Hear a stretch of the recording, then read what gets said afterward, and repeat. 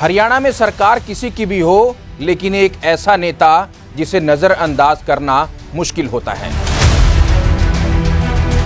Radio repairing की दुकान चलाने वाला आदमी जिसने शुरू कर दी एयरलाइंस कंपनी,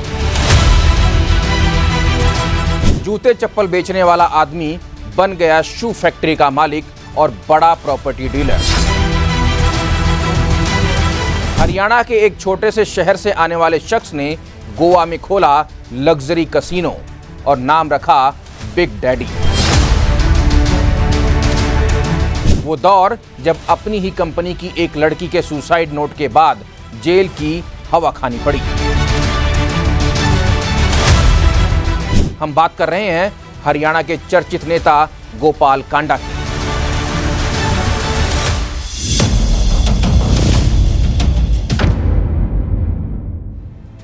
हरियाणा के सिरसा के एक वकील थे मुरलीधर, आरएसएस से जुड़े हुए थे। पिता जो करते थे उसे कुछ अलग करने की सोची बेटे गोपाल कांडा ने। 90 के दशक में सिरसा में ही रेडियो रिपेयरिंग की छोटी सी दुकान खोली। दुकान का नाम रखा जुपिटर म्यूजिक होम। लेकिन कांडा यहीं नहीं रुकने वाले थे। अपने भाई गोविंद कांडा के साथ जूतों के बिजनेस में उतरे। पहले सिरसा में ही जूतों की एक दुकान खोली।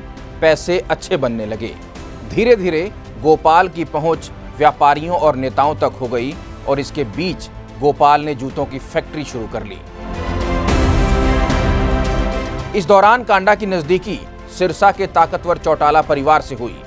5 साल के अंदर 1999 से 2004 के बीच हरियाणा में आईएनएलडी सरकार थी। इस दौरान गोपाल कांडा का कारोबार काफी फैल गया। धीरे धीरे कांडा की पहचान बिल्डरों, कारोबारियों के साथ बढ़ गई। यही वो दौर था जब कांडा ने तेजी से तरक्की कर रहे गुड़गांव शहर को चुना और रियल एस्टेट के काम में उतर गए।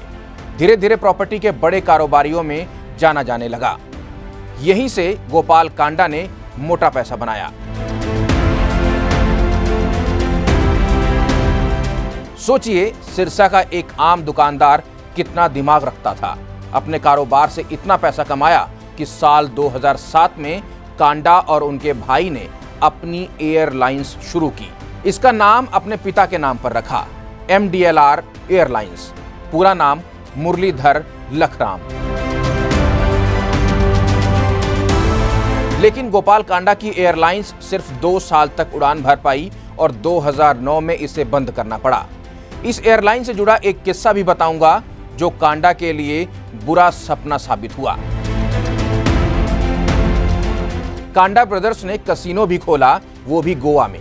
Golden globe hotels private limited के तहत गोवा में आलीशान कसीनो बिजनेस में भी पैर रखा। कसीनो का नाम रखा बिग डैडी। साल आया 2009। गोपाल कांडा की इच्छा सियासत में जाने की हुई।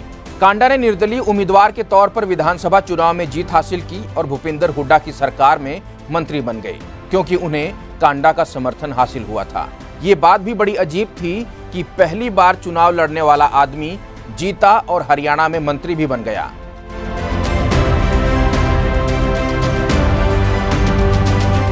सब कुछ ठीक ठाक चल रहा था, पर एक बड़ी मुसीबत कांडा का इंतजार कर रही थी। गोपाल कांडा की एयरलाइंस कंपनी MDLR एयरलाइंस में गीतिका शर्मा नाम की एयर होस्टेस थी। शुरुआत में वो एयरलाइंस में ट्रेनी कैबिन क्रू मेंबर बनी। कंपनी से जुड़ने के समय गीतिका 17.5 साल की थी। नाबालिग गीतिका को 6 महीने बतौर ट्रेनी काम करना पड़ा। साल आया 2008। गीतिका को तरक्की मिली, उसे सीनियर कैबिन क्रू बना दिया गया। उसके बाद अगले साल तो कंपनी ही बंद हो गई। फिर वो समय आया 5 अगस्त 2012 का, जब एयर होस्टेस गीतिका शर्मा ने दिल्ली के अपने घर में खुदकुशी कर ली। मौके से एक सुसाइड नोट भी बरामद हुआ। गीतिका ने कथित रूप से गोपाल कांडा और एक औरत अरुणा चड्ढा का जिक्र किया था। लिखा था, गोपाल कांडा से परेशान होकर अपनी जान दे रही हूं। इसमें शारीरिक शोषण का एक बड़ा आरोप भी था। गीतिका की आत्महत्या के 6 महीने बाद उसकी मां ने भी खुदकुशी कर ली। गीतिका की मां ने भी एक सुसाइड नोट छोड़ा। उसमें भी कथित तौर पर गोपाल कांडा का नाम था। गोपाल कांडा को इस्तीफा देना पड़ा। उन्हें गिरफ्तार कर लिया गया। गोपाल कांडा को लगभग 18 महीने जेल में रहना पड़ा और मार्च 2024 में कोर्ट ने कांडा को जमानत दे दी। जेल से बाहर आकर गोपाल कांडा ने हरियाणा लोकहित नाम की एक सियासी पार्टी बनाई। चुनाव आए, सिरसा से ही 2014 का विधानसभा चुनाव लड़ा, लेकिन इनेलो के उम्मीदवार से हार गए। साल 2019 का विधानसभा चुनाव भी आया। गोपाल कांडा फिर चुनाव लड़े, जीते और विधानसभा पहुंचे।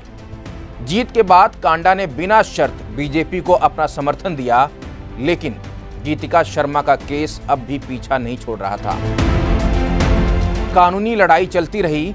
11 साल लंबी कानूनी लड़ाई लड़ने के बाद 2023 में दिल्ली की अदालत ने गोपाल कांडा को MDLR एयरलाइंस में एयर होस्टेस गीतिका शर्मा को आत्महत्या के लिए उकसाने के मामले में बरी कर दिया। मामले में आरोपी अरुणा चड्ढा भी बरी हो गई। अब कांडा फिर तैयार हैं चुनाव के लिए। फिर से सिरसा की सीट से विधानसभा जाने के लिए सियासी गुणागणित लगा रहे हैं।